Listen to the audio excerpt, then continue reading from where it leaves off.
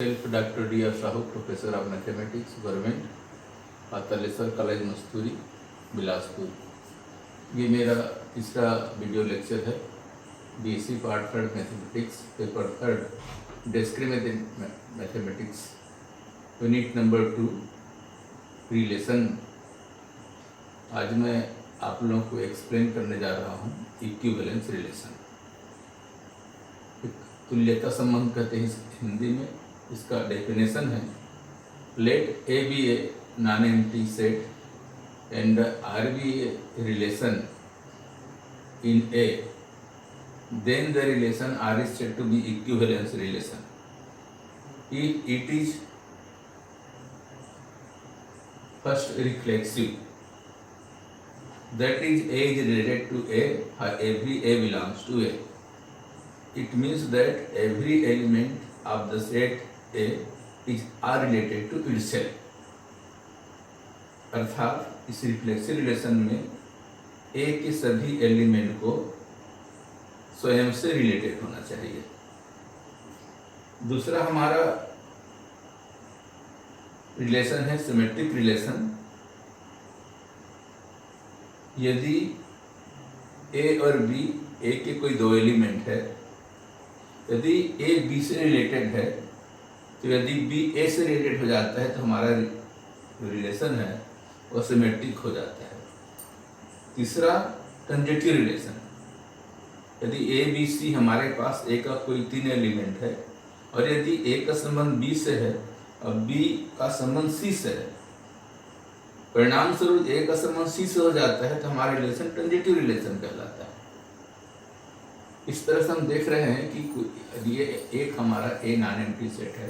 अब आर कोई रिलेशन है जो सेट ए पर परिभाषित है, तो हम रिलेशन आर को हम इसको इक्विवेलेंस रिलेशन कहेंगे यदि यह जो रिलेशन है पहला रिफ्लेक्सिव हो, दूसरा सिमेट्रिक हो और तीसरा ट्रांजिटिव हो। अब इसको हम एक एग्जांपल लेकर के समझाते हैं कि कोई भी रिलेशन जो तीनों प्रॉपर्टी को सेटिस्फाई करता है तभी इक्विवेलेंस रिलेशन होगा। एक रिलेशन है x is related to y, implied y x minus y is divisible by 5। अर्थात x और y से रिलेटेड तभी होगा जब x और y के डिफरेंस में 5 का पूरा भाग चला जाए।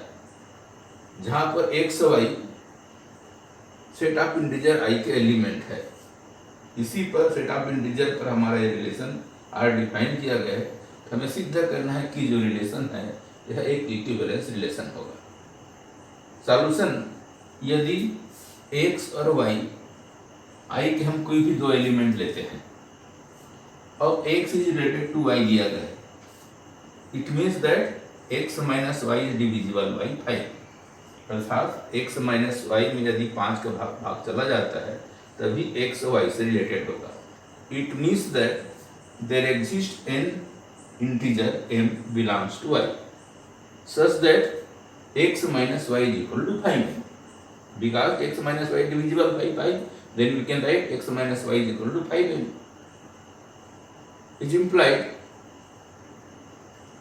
x is congruent to y modulo 5। इसी को हम मॉडुलो के रूप में इस प्रकार से लिख सकते हैं कि x is congruent to y modulo 5। It means that x minus y is divisible by 5। Then सबसे पहले हमको प्रूव करना है इस रिलेशन को। सबसे पहले हमको रिफ्लेक्सिव सिद्ध करना है, सिमेट्रिक और ट्रांजिटिव, ये हमको सिद्ध करना है। तो सबसे पहले हम इसको रिफ्लेक्सिव सिद्ध करेंगे। पहला reflexive, for every x belongs to set of integer I, we know that we have x minus x बराबर 0, बराबर हम इसको लिख सकते हैं 0 इंटू m। अर्थात x के डिफरेंस में भाग चला जाता है, हमारे पास 0 शेष बच रहा है। इसका मतलब क्या हो जाएगा, ये हो जाएगा x is related to x for every x belongs to I। hence relation R is reflexive. Second हमको सीधा करना है symmetric.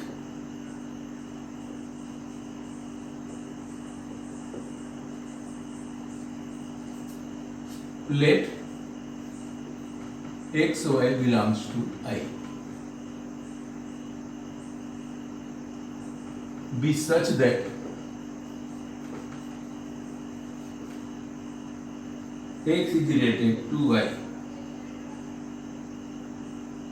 It means that x minus y is divisible by 5. Then there exists m belongs to I such that x minus y बराबर 5 है। x is related to y, then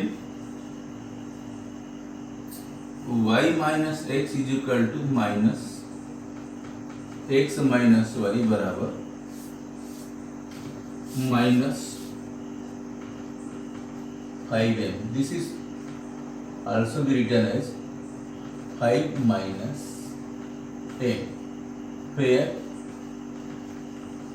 minus m also belongs to I. Therefore, y is related to x.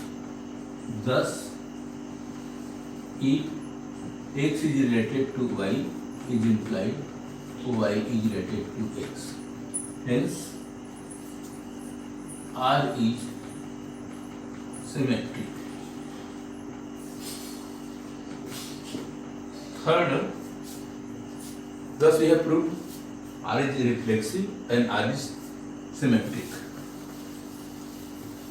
Now we have to prove the relation is also transitive. तीसरा,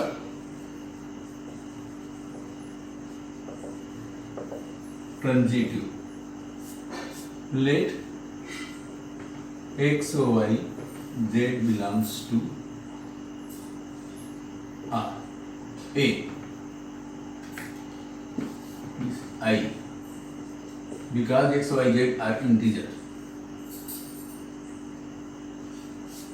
Given x is related to y and y is related to z, then there exists m n belongs to I such that x minus y बराबर 5m and y minus z is equal to 5m.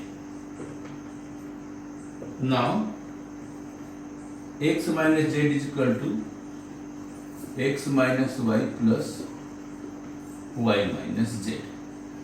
X minus y is equal to 5m and y minus z is equal to 5m. Then 5m plus n, where m plus n belongs to I. It means x minus z is equal to 5m plus n. Therefore, x is related to z. Thus, if x is related to y and y is related to z, is implied x is related to z. Hence, R is transitive. Thus, R is reflexive, symmetric and transitive. Hence, the relation R is an equivalence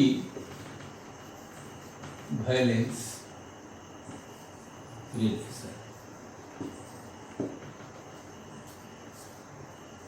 इस तरह से हम देख रहे हैं कि set of integer पर हमने एक रिलेशन लिया x is related to y, जहां पर x minus y is divisible by 5। तो जो रिलेशन होता है तीनों प्रॉपर्टी रिफ्लेक्सिव, सिमेट्रिक और ट्रांजिटिव को सेटिस्फाई किया है, इसलिए हमारा जो रिलेशन है यह एक इक्विवेलेंस रिलेशन होगा। हम इसी प्रकार से और कई एग्जाम्पल ले सकते हैं जो इक्विवेलेंस रिलेशन के उदाहरण हो सकते हैं।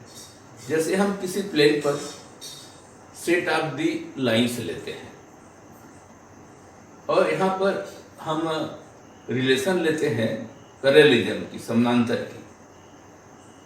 तो हम जानते हैं कि प्रत्येक लाइन स्वयं के पैरेलल होते हैं, इसलिए पैरेललिज्म की रिलेशन है और रिफ्लेक्सिव हुआ। इसी तरह से यदि एक लाइन दूसरे लाइन के पैरेलल है तो दूसरे लाइन भी पहले लाइन के पैरेलल होगा, तो ये रिलेशन सिमेट्रिक हो जाएगा। उसी प्रकार से यदि एक लाइन दूसरे लाइन के पैरेलल है और दूसरे लाइन तीसरे लाइन के पैरेलल है तो निश्चित ही पहला लाइन तीसरे लाइन के पैरेलल होगा, इसलिए ये जो रिलेशन है वह ट्रांजिटिव रिलेशन हो जाएगा। इस तरह से हम देख रहे हैं कि किसी भी प्लेन पे सेट ऑफ लाइंस दिया गया है और पैरेललिज्म की रिलेशन है, वह तीनों प्रॉपर्टी रिफ्लेक्सिव, सिमेट्रिक और ट्रांजिटिव प्रॉपर्टी को सेटिस्फाई करता है, इसलिए यह जो रिलेशन है यह इक्विवेलेंस रिलेशन होगा।